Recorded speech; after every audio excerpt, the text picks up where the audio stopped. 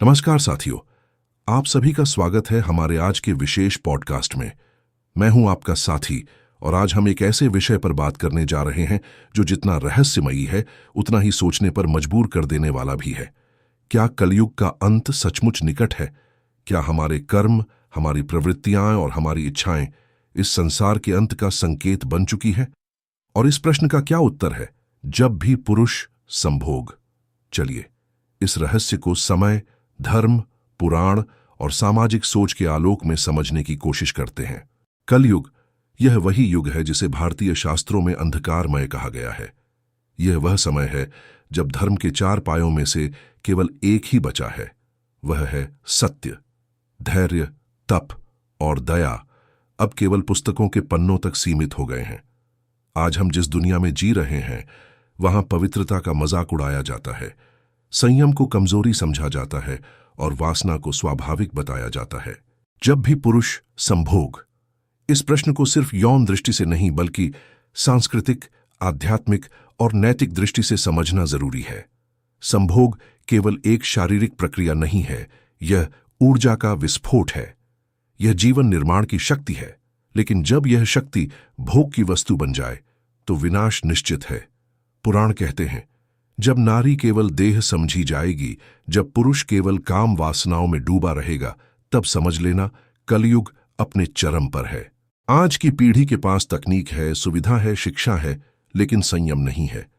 पुरुष अपनी ऊर्जा को कहां और कैसे बहा रहे हैं, यह बड़ा प्रश्न है। एक ओर शास्त्र कहते हैं कि संयम से शक्ति आती है, ब्रह्मचर्य से तेजस्विता आती है। दूसरी ओर आज का समाज कहता है, युवावस्था है, जो करना है कर लो। तो क्या सच में कलयुग का अंत पास है? कल्पना कीजिए एक ऐसे संसार की जहां बच्चों को मोबाइल की स्क्रीन पर कामुकता परोसी जा रही है, जहां प्रेम की जगह यूज एंड थ्रो रिश्ते हैं, जहां स्त्री की मर्यादा को फैशन और ग्लैमर के नाम पर नोचा जा रहा है, और पुरुष वह उस ओर भाग रहा है जहां तात्कालिक सुख है, पल भर का आनंद, लेकिन जीवन भर की कमजोरी, बिना यह समझे कि वह अपनी आत्मा की आग को बुझा रहा है, अपनी पुरुषत्व की ऊर्जा को नष्ट कर रहा है।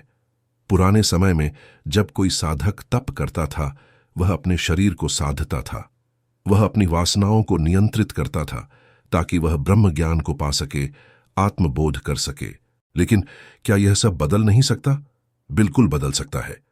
अगर पुरुष समझे कि संभोग केवल शारीरिक सुख नहीं बल्कि सृजन की ऊर्जा है, तो वह अपने जीवन की दिशा को ही बदल सकता है।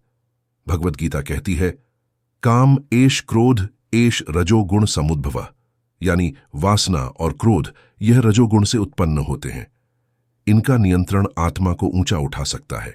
अगर पुरुष वासना की जगह तप को चुन ले, आनंद की जगह ध्यान को चुन ले, तो न सिर्फ उसका जीवन बदलेगा बल्कि यह समाज भी सुधरेगा। एक समय था जब एक राजा जो हर दिन भोग में डूबा रहता था, एक साधु से मिला।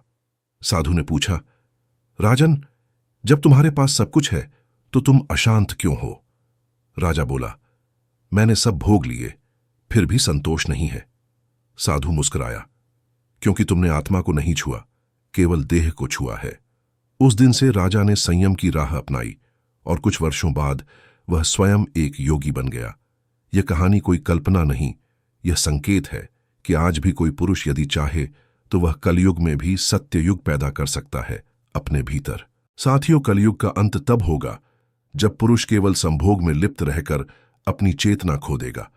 लेकिन कलयुग का अंत तब भी हो सकता है जब एक एक पुरुष जाग जाए, अपनी ऊर्जा को पहचान ले, अपनी आत्मा को सम्मान दे और वासना को साध कर उसे शक्ति में बदल दे। संभोग गलत नहीं है, लेकिन उसका स्थान, समय और उद्देश्य समझना जरूरी है। जब भी पुरुष तब भी संभोग, यह जीवन की सच्चाई है। लेकिन जब भी पुरुष जागेगा तभी नया युग आएगा। आपने समय निकाला, सुना, समझा, इसके लिए धन्यवाद। अगर आपको यह विचार पसंद आया हो तो इसे अपने भीतर सहेजिए और यदि संभव हो तो दूसरों तक भी पहुंचाइए, क्योंकि एक विचार से एक जीवन बदल सकता है और एक जीवन से पूरा युग। फिर मिलेंगे एक और गूढ़ और गहरे विषय के साथ। तब तक ध्यान रखिए, संयम ही जीवन का सच्चा बल है। नमस्कार।